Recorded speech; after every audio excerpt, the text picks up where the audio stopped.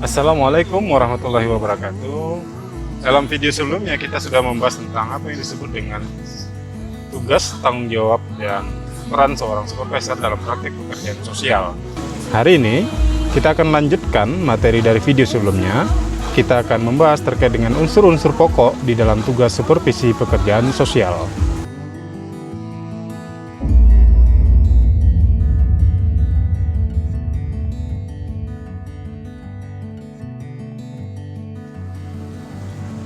Setidaknya ada 5 unsur pokok di dalam tugas supervisi pekerjaan sosial. 5 unsur pokok tersebut antara lain pelaksanaan, sasaran, frekuensi, tujuan, dan teknik dari pelaksanaan tugas supervisi pekerjaan sosial itu sendiri. Untuk lebih jelasnya, agar kita bisa dapat lebih memahami dari 5 unsur pokok tersebut dalam praktek supervisi pekerjaan sosial, maka mari sama-sama kita simak penjelasan berikut ini.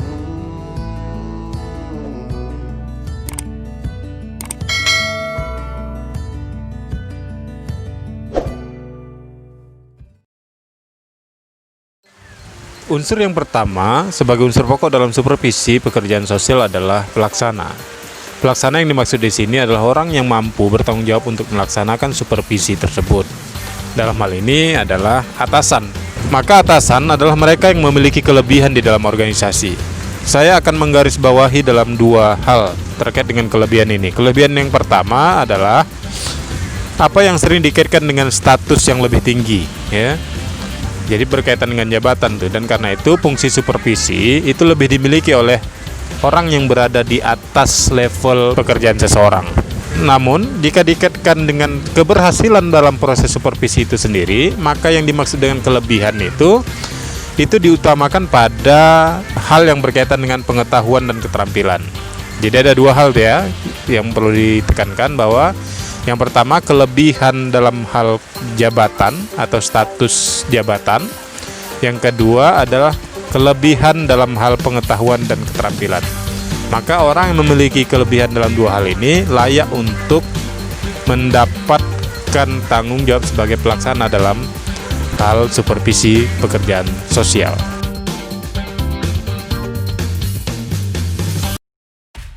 Unsur pokok yang kedua adalah sasaran. Nah, sasaran itu adalah objek dari tugas seorang supervisor. Maka yang menjadi objek dari seorang supervisor adalah pekerjaan yang dilakukan langsung oleh bawahan yang melakukan pekerjaan. Kalau dalam proses supervisi pekerjaan sosial, maka yang menjadi objek sasarannya adalah pekerjaan yang dilakukan oleh pekerja sosial di bawahnya. Tuh. Nah, berbicara tentang sasarannya ada 2 hal, ya, ada 2 poin tuh. Ada sasaran yang langsung, ya, ada sasaran yang tidak langsung. Sasaran yang langsung itu adalah sasaran pekerjaan yang dilakukan oleh bawahan. Itu berbicara tentang pekerjaan, keberhasilan pekerjaan yang dilakukan oleh pekerja sosial lapangan atau pekerja sosial yang langsung di bawah seorang supervisor. Kalau sasaran yang tidak langsung itu adalah yang menjadi objek pekerjaannya bawahan, ya, yang melakukan satu pekerjaan. Apa contohnya? Begini, saya sederhanakan bahasanya. Kalau misalnya, ya, ada satu proyek memfasilitasi sebuah pelatihan community development misalnya, dalam hal peningkatan kapasitas ekonomi, maka di dalamnya salah satu poin pekerjaan di proyeknya itu adalah melakukan pelatihan penguatan ekonomi berbasis rumah tangga misalnya. Nah, supervisor adalah sebagai seorang project koordinator dalam pekerjaan itu. Pekerja sosial lapangan adalah sebagai fasilitator pelatihan penguatan ekonomi berbasis keluarga tadi. Maka yang menjadi sasaran langsung seorang supervisor adalah bagaimana pekerja sosial di bawahnya itu mampu memfasilitasi sebuah pelatihan itu, bagaimana terus memberikan materi-materi pelatihannya, bagaimana menyampaikan materi-materi pelatihannya, bagaimana memastikan bahwa pelatihan itu berjalan sesuai dengan input dan output dari target proyek yang dilakukan. Kemudian sasaran yang tidak langsungnya adalah ketika penerima manfaat dari program itu, peserta pelatihan itu, kemudian diberikan tugas misalnya oleh seorang fasilitator. Fasilitator kan pekerja sosialnya itu bawahan supervisor. Kemudian dia memberi tugas kepada peserta pelatihan. Nah, Keberhasilan peserta pelatihan dalam melakukan tugas itu merupakan sasaran tidak langsung dari seorang supervisor. Tapi keberhasilan pekerja sosial dalam melakukan pekerjaannya itu merupakan sasaran langsung seorang supervisor. Unsur pokok lainnya adalah frekuensi. Yang dimaksud frekuensi di sini adalah bahwa proses supervisi itu harus dilakukan dengan frekuensi yang berkala dan kontinu. Supervisi yang dilakukan hanya sekali itu bukanlah supervisi yang baik. Organisasi atau lembaga dengan lingkungan selalu memiliki perkembangan yang sangat signifikan, sehingga diperlukan penyesuaian-penyesuaian di dalamnya. Supervisi itu mampu membantu penyesuaian tersebut, sehingga itu dilakukan melalui peningkatan pengetahuan dan keterampilan bawahan. Maka frekuensi yang perlu dijaga adalah frekuensi dalam hal monitoring, evaluasi, controlling, dan konseling terhadap kinerja bawahan seorang supervisor. Bisa saja proses supervisi dilakukan secara kelompok. Maka kelompok-kelompok supervisi ini diadakan setidaknya sekali dalam sebulan. Maka di dalamnya akan ditemukan masalah-masalah yang terjadi, kemudian kendala-kendala yang dihadapi, serta pencapaian prestasi kinerja dari bawahan. Menjaga frekuensi ini penting untuk memastikan keberhasilan dari proses supervisi di dalam pekerjaan. Walaupun tidak ada pedoman yang pasti seberapa sering supervisi dilakukan. Namun, pedoman umum yang sering digunakan itu tergantung dari derajat kesulitan pekerjaan yang dilakukan, serta sifat penyesuaian yang akan dilakukan dalam proses pekerjaan sosial.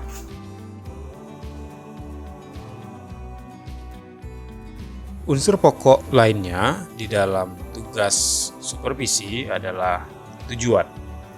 Tujuan supervisi adalah memberikan bantuan kepada bawahan secara langsung. Dalam hal ini, bantuan ini bukan bantuan langsung tunai, bantuan uang atau bantuan sembako, tetapi bagaimana seorang supervisor dalam pelaksanaan tugasnya itu bertujuan untuk mentransfer kemampuan dan keahlian kepada bawahannya, sehingga bawahan tersebut memiliki bekal yang cukup untuk dapat melaksanakan tugas atau pekerjaan dengan hasil yang baik dan maksimal. Maka untuk itu seorang supervisor harus memiliki perencanaan kerja-kerja supervisi. Perencanaan itu biasanya dikenal dengan action plan. Jadi di dalam sebuah lembaga atau perusahaan itu, action plan itu disusun berdasarkan dua hal. Ada action plan yang disusun secara reguler, ada action plan yang disusun berdasarkan project atau tugas-tugas insidentil. Yang reguler itu biasanya disusun berdasarkan cycle atau monthly atau bulanan. Jadi di awal bulan itu kemudian seluruh orang yang bekerja dalam sebuah lembaga itu menyusun perencanaan yang sesuai dengan job desk mereka masing-masing. Kemudian perencanaan per bulan itu di breakdown lagi dalam 4 minggu atau 4 week. Ya, kemudian pekerjaan per minggu itu di breakdown lagi dalam hari kerja. Ada yang 5 hari kerja, ada yang 6 hari kerja. Ya, maka setiap pekerjaan yang disusun berdasarkan harian itu sudah jelas apa pekerjaannya yang ingin dilakukan di hari itu, kemudian di mana lokasi pekerjaannya, ya, dengan siapa, kemudian apa luaran yang ingin dicapai atau target dari yang ingin dicapai dari pekerjaan itu. Nah, kenapa ini penting? Ini untuk memudahkan seorang supervisor dalam melakukan pengawasan dan evaluasi terhadap kinerja seorang bawahan. Jadi dari situ kemudian dia bisa mengevaluasi di mana plus minusnya, di mana kelebihannya. Setiap kelebihan, setiap hasil yang baik itu akan menjadi pembelajaran bersama. Setiap kekurangan itu juga akan menjadi bahan evaluasi bersama. Kemudian selain perencanaan yang reguler tadi, ada yang insidentil atau berdasarkan proyek misalnya. Berdasarkan proyek ini, maka perencanaan itu juga disesuaikan dengan target luaran yang ingin dicapai dalam proyek tersebut. Kalau yang insidentil misalnya, bisa saja perencanaan yang sudah disusun secara reguler itu kemudian berubah di satu waktu ketika memang seseorang itu dibutuhkan untuk menjadi tim ya, sebagai salah satu manpower dalam proyek yang ingin dilaksanakan. Unsur pokok supervisi yang terakhir adalah teknik di dalam pelaksanaan tugas supervisi itu. Teknik dalam kegiatan pokok supervisi pada dasarnya akan mencakup 4 hal yang juga bersifat pokok. Yakni yang pertama, mengidentifikasi masalah, kemudian menentukan masalah prioritas, yang ketiga, menemukan solusi sebagai jalan keluar dari masalah tersebut, yang keempat adalah melakukan evaluasi dan penilaian dari pelaksanaan solusi tersebut untuk diambil menjadi tindak lanjut pelaksanaannya.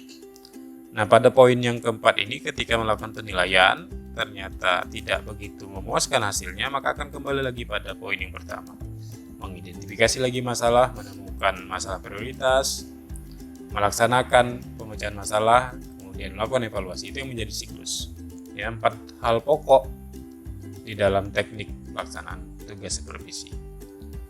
Namun, agar proses supervisi itu mampu dilaksanakan dengan baik, ya, ada 2 teknik dasar lagi. Apa itu? Yang pertama adalah melakukan pengamatan secara langsung ya, terhadap bawahan. Yang kedua adalah melakukan kerjasama yang baik dengan bawahan. Dalam proses pengamatan secara langsung, ada beberapa hal yang harus diperhatikan. Yang pertama adalah sasaran pengamatan. Dalam proses pengamatan langsung, sasaran itu harus jelas. Kenapa? Karena dalam pelaksanaan supervisi, mengamati itu harus dilakukan secara detail.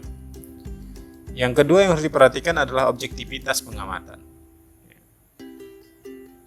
Pengamatan langsung yang tidak memiliki standar dapat mengganggu objektivitas, maka penting ya, agar seorang supervisor itu objektif dalam melakukan pengamatan. Dan yang terakhir yang harus diperhatikan dalam proses pengamatan langsung adalah pendekatan-pendekatan di dalam pengamatan. Ya, maka dalam melakukan pengamatan langsung itu jangan sampai menimbulkan rasa takut, ya, rasa was-was pada bawahan. Maka penting untuk melakukan pendekatan-pendekatan persuasif agar kesan otoriter dan pemaksaan itu tidak dirasakan oleh bawahan. Kemudian yang kedua, agar tugas pelaksanaan supervisi itu mampu berjalan dengan baik adalah melakukan kerjasama secara langsung antara supervisor dengan orang yang disupervisi. Yang perlu diingat bahwa tujuan pokok supervisi adalah berupaya meningkatkan image orang yang disupervisi dengan memberikan bantuan sesuai dengan kebutuhan mereka secara langsung. Ya, ingat, bantuan itu bukan BLT atau uang ya, tapi mentransfer kemampuan dan keahlian kepada mereka agar dalam mengatasi masalah-masalah yang ditemukan itu kemudian akan terjalin sebuah hubungan kerjasama yang baik antara supervisor dengan orang yang disupervisi. Dengan begitu akan mengarahkan pada apa yang disebut dengan sense of belonging, rasa memiliki. Rasa memiliki ini akan sangat berkaitan erat dengan loyalitas seseorang terhadap pekerjaannya dan terhadap organisasi atau lembaga atau perusahaan tempat ia bekerja. Dengan begitu, ketika sense of belonging sudah terbentuk, maka masalah apapun yang terjadi di tempat ia bekerja itu akan seolah-olah menjadi masalahnya secara pribadi dan dia akan berupaya untuk mengatasi masalah tersebut.